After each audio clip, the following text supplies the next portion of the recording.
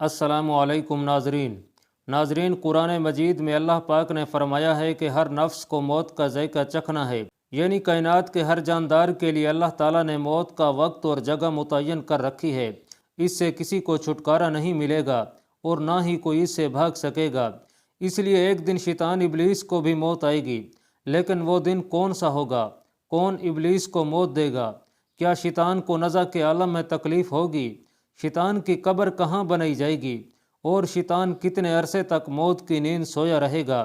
आज की इस वीडियो में हम इन अहम सवालों के जवाबात कुरान और हदीस की रोशनी में आप तक पहुँचाने की कोशिश करेंगे।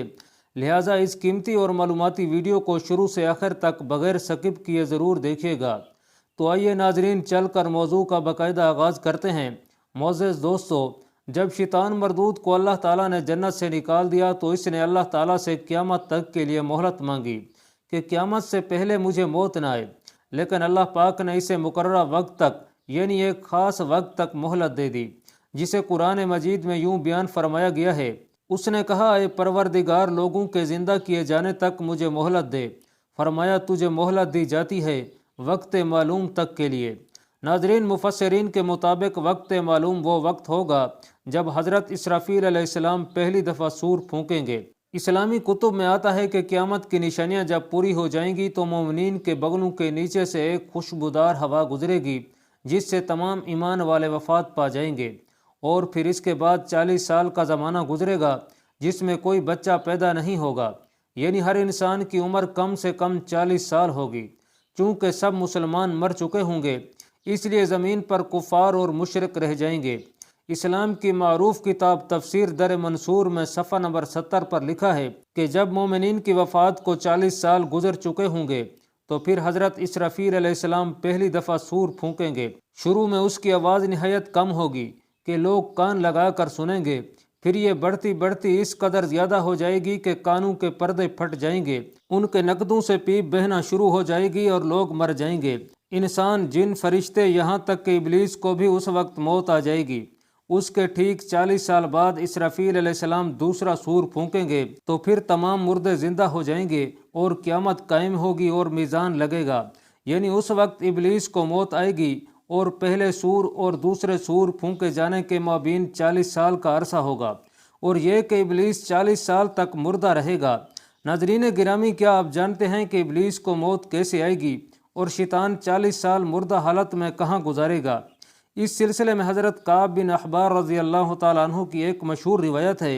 हज़रत काब रज़ी अल्लाह तआला अन्हु फरमाते हैं कि जब अबुल बशर यानी हज़रत आदम अलैहिस्सलाम की वफ़ात का वक्त आया तो वो परेशान हो गए और अल्लाह पाक से अर्ज़ गुज़ार हुए कि आए मेरे अल्लाह, मेरी मौत से मेरा अज़ली दुश्मन बहुत खुश होगा, क्योंकि मैं मरने वाला हूँ और वो क़यामत तक ज़िंदा रहेगा। उसी वक्त मलकुल मौत हज़रत इज़राईल अलैहिस्सलाम हज़रत आदम अलैहिस्सलाम की खिदमत में हाजिर हुए और फरमाया, अय अबू आदम, आप वफ़ात के बाद जन्नत में रहेंगे, जबकि इब्लीस क़यामत तक दुनिया में रहेगा।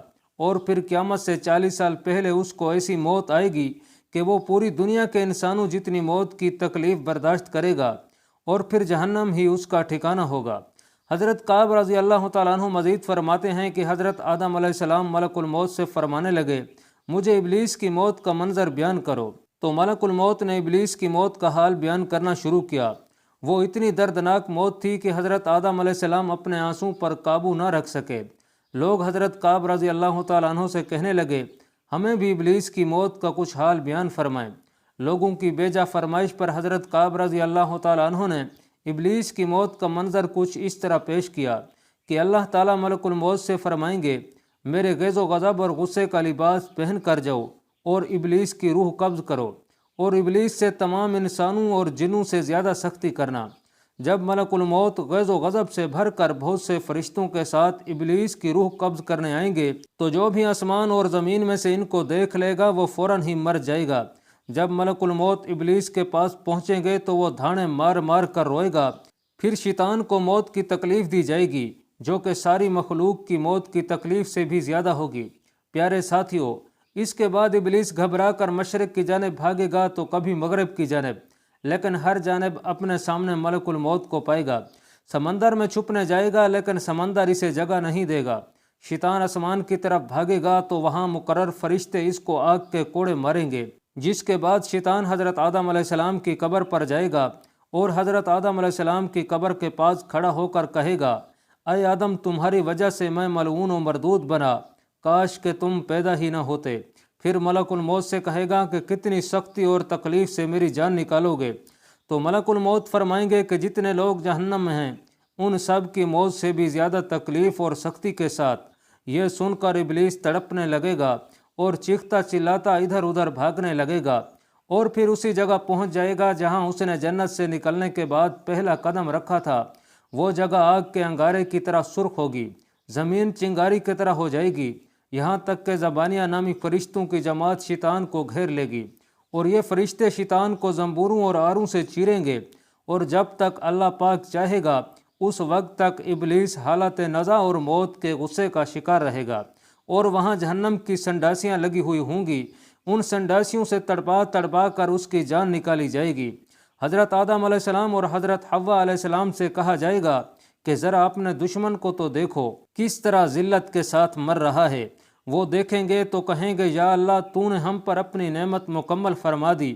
انہی جہنمی گڑھیوں میں ابلیس 40 سال تک مردہ رہے گا اور یہ اس کی قبر ہوگی۔ پھر 40 سال بعد دوبارہ حضرت اسرافیل علیہ السلام سور پھونکیں گے تو تمام مردے زندہ ہو جائیں گے اور حساب و کتاب کا عمل شروع ہوگا۔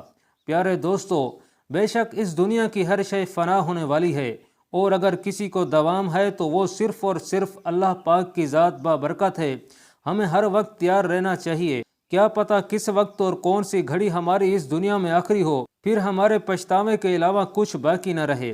لیکن اس بات کو بہت پچھتاوے اور دکھ کے ساتھ کہنا پڑتا ہے کہ ہم ہمارے پیارے نبی صلی اللہ علیہ وسلم کی امت میں سے ہیں، اپنے لیے خوش قسمتی سمجھتے ہیں، لیکن اپنے گریبان میں جھانکنے کی ضرورت ہے، اپنا تجزیہ کرنے کی ضرورت ہے کہ ہم نبی پاک محمد مصطفیٰ صلی اللہ تعالی علیہ وآلہ وسلم کی تعلیمات پر کتنے عمل پیرا ہیں، قرآن پر کتنا عمل کرتے ہیں۔ رات کو سونے سے پہلے تھوڑی دیر کے لیے اپنا احتساب ضرور کیا کریں کہ آج صبح سے لے کر شام تک آپ نے اللہ رب العزت کی کتنی نافرمانی کی اور کتنی فرما برداری کی، اور اس بات کا عہد کر لیا کریں کہ جو آج کے دن مجھ سے خطا ہوئی ہے وہ کل سے نہیں کروں گا۔ انشاءاللہ تعالی وہ دن دور نہیں کہ جب آپ کی زندگی بدل جائے گی اور آپ دین حق کی راہ پر چل پڑیں گے۔ آخر میں حسب روایت دعا ہے کہ اللہ پاک ہمیں دین اسلام پر چلنے والا بنائے اور ہمارا خاتمہ دین حق پر ہو۔ اللہ پاک کمی بیشی معاف فرمائے، آمین۔